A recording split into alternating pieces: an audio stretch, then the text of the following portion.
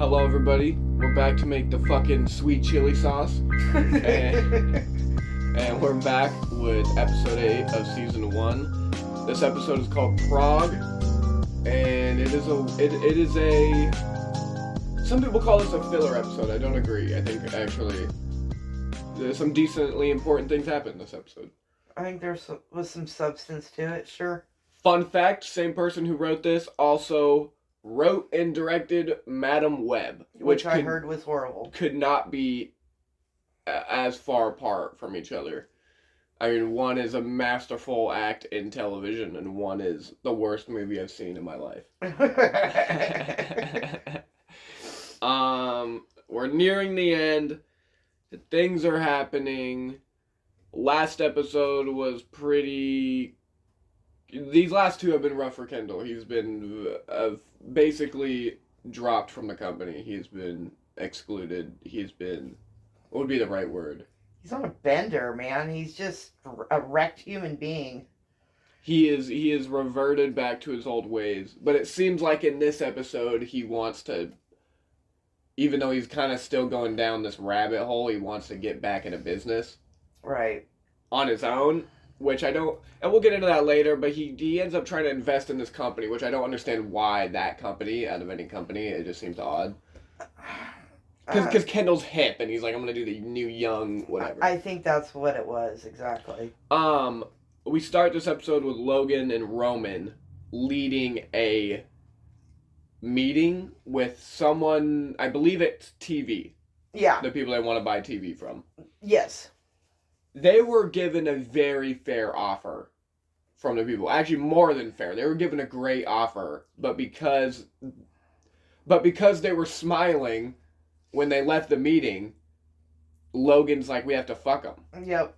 Because they think they got the good end of the stick, and we need to let them know that we fucked them.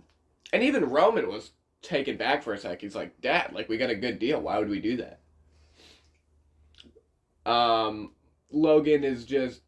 Logan sees that as a sign of weakness from Roman. Yeah, because he wouldn't chase him down to the elevator and be like, nope, this is what we're offering. Yep.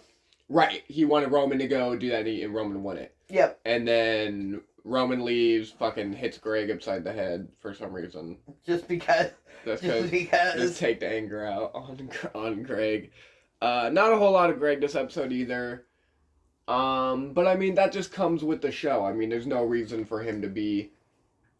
So Greg's out in the waiting room of Logan's office, and he waited like over 3 hours just to have a talk with Logan about how he can come up in the company because he knows what's going on with over Tom, in Tom's department, and he don't want none of it. And he's trying to get away from it, for sure. While also... maintaining a position in the company. He's like, I don't want anything to do with that, but like I still want money. And I'm here, and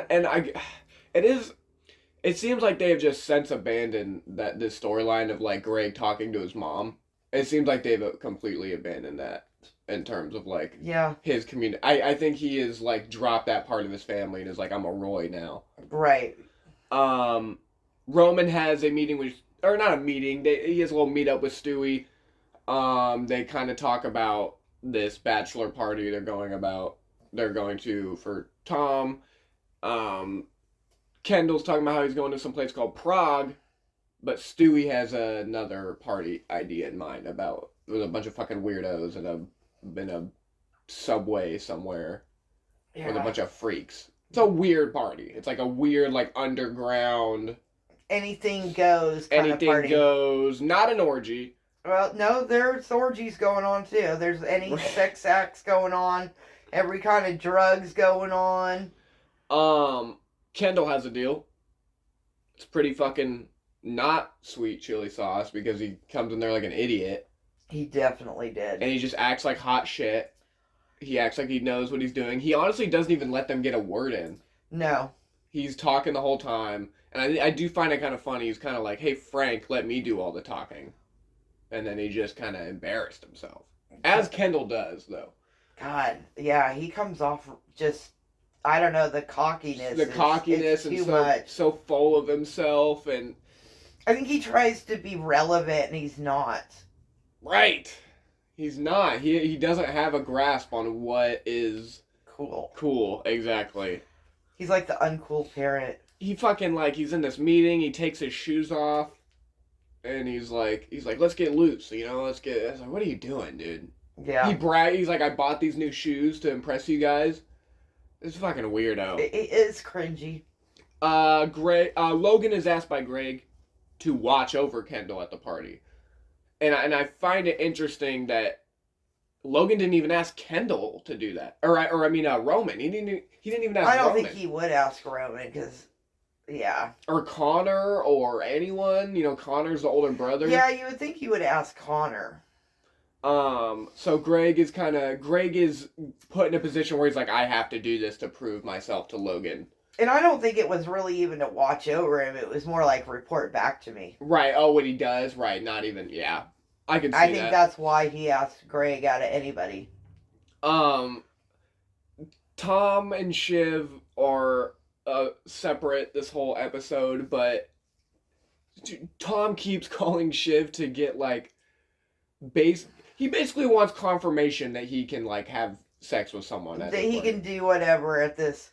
Yeah. And Shiv is giving him very non-affirmative answers. Yes. That are like, they're just not. They're not. I don't think Shiv cares, because she don't care. She's got her own thing going on the side. We meet the Fly Guys. Do you remember the Fly Guys? I do, yes. So those were Tom's friends. That never make it in the fucking party. They came into town just for this bachelor party, and so they're on the tracks, and Stewie's like, or Roman. Yeah, Roman's like, there's not enough. No, yeah. You're not welcome in. We'll call you when we get inside. But Roman, the Fly Guys. We go way back. So his buddies just get stuck sitting out on the tracks. And Tom says, oh, we'll be back in 5 minutes. Never makes it back out to them. Mind you, Tom lives in like fucking Ohio or something originally. So like, they flew quite a way for this fucking party just to stand outside of a Subway for fucking hours. That sucks. I mean, Roman did offer him money for coffee. True, they didn't want Roman's coffee money. Stewie and Kendall are not on good terms. Kendall wants nothing to do with Stewie after he backed out of the vote. Yeah, he's pissed, and rightfully so. All Kendall wants is a little bit of that good old ketamine. Can't find any, unfortunately, because I don't think that's an easy. I don't think ketamine is just. I don't think people are carrying that at a party. Very. Who knows? Kendall runs into the girl in which he had the meeting with, sees her doing coke, and he takes that as a universal sign that this is good and that they should do this meeting or that they should work together. Right. And that this was a sign, and kind of gets a little full of himself. And we'll go ahead and skip to later just for this one scene because it's connected to this, but he does run into her again, and after Frank calls him and he finds out that they didn't get the deal. They didn't get the deal, and that they don't really want anything to do with Kendall, and it has nothing to do with really his business pitch. It's just more of his of the name Roy. It's like working with a Hitler. Yeah, that's what she said. Hitler. Which is pretty fucking rough to be, because I don't think Kendall is as corrupt as that name may be, but it's gonna stay with him forever. There's even when last episode when he went to the bar and he gave her his card and she recognized he was a Roy right away. Yeah. He's just kind of this public image that has a negative connotation to it that I don't think he's ever gonna be able to truly escape in a bubble outside of the company. No. Not unless you change your name. Gil. We had a little bit about Gil. I believe he has a meeting, or he's on the news, and he's defending himself. Yeah, because his wife committed suicide. Right. And I don't think that went quite the way they expected it to go. Because he was on a Roy broadcast news station. Mm-hmm. And he pretty much went after the family. Right, and basically, I mean, and kind of proved the point that the only reason he hired Shiv is to really just kind of have the name represented in his running. Yeah, and be definitely. Like, wow, look, I turned a Roy against her own family, basically. Yep. Not, I don't know, a little bit of Shiv and Nate. Shiv is like not having it's weird. She gets super attached to Nate in this way of just like, oh, we're having fun, and then like I feel like they do something, and then she's immediately like, I want to be away from you. Like, I have no interest in you. I think she gets hers, and then she's over it. And then yeah, she's fucking done. Yeah. She's like, I mean, I don't know if this is this episode or last episode, but she's like, God's not real, nothing matters, like everything is just moments. Right. Something, I think this is like arguably one of the most interesting things about Kendall that says or Roman, sorry, that says a lot about his character, and we learn that so we see Kendall talking to Sandy, who is the person that Roman was trying to talk to. Stewie promised that he would get Roman and Stewie in a room together, but Stewie's a fucking liar, and he only just wants Kendall to talk to him. Yeah. Roman sees that Kendall's talking to him, and they kind of get in a fight, and Roman tells Sandy about this story about when they used all the siblings used to lock Roman in a dog cage and make him eat dog food, and they wouldn't let him out until he did. Right. Which is later found out because we hear Kendall go to Connor for confirmation, first Roman goes to Connor, and he's like, you guys used to lock me in a dog cage, right? And he's like, yeah, you liked it. Like, yep. You wanted us to do it. Not only that, it wasn't dog food, it was like chocolate cake. Which was a lot. I don't think they were feeding him chocolate cake. Yeah, that does sound. But then he's strange. like, Roman said something about, then they sent me to military school, and Connor's like, yeah, because you wanted to go. Right. Mm-hmm. And then... It just sounds like a lot of mind fucking in that family. And then Kendall comes in and talks to Connor, and they're kind of talking about it, and Connor, by the way, the whole time is high on Molly. High on Molly because he's so confident that he can handle this trip just because he smoked a bit of weed and listened to Pink Floyd one time. He's like, trust me, I saw the face of God when I listened to Dark Side of the Moon. Keeps flirting with women. Telling everybody he loves them. He specifically says that he's a happily renewed man with Willa, and that he has no plans on flirting with anyone, and he just won't shut the fuck up about telling people he loves them based off of small things that they have in common. Like, I forgot what it was. They have something in common. It was some weird fucking thing. I don't know. Like something about bowel movement or something.